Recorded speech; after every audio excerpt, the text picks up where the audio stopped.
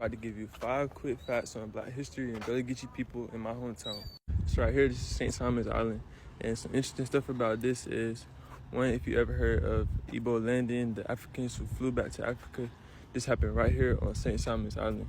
2, if you ever heard of Weeping Town, the largest sale of enslaved people ever in Savannah, Georgia. The people who are sold came from right here on St. Simon's Island. 3, if you know about the Great Migration, one of the main people who led the Great Migration, Robert Abbott, who had the Chicago Defender, was born on this island.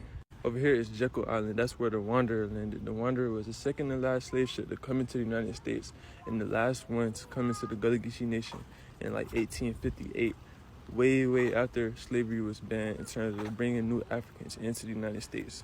Jekyll also is home to St. Andrew's Beach and the Dolphin Club.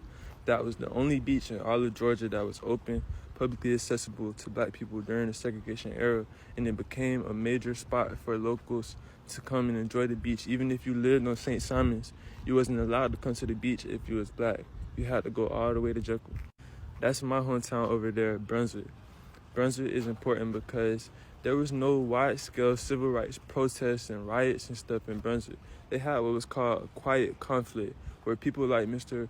Julius C. Holt, Reverend Julius C. Holt, actually was able to negotiate with business owners. Because we are such a big part of the population and the customer base, we put so much money into the community, they were able to negotiate integration instead of having to face violence and protests like St. Augustine did.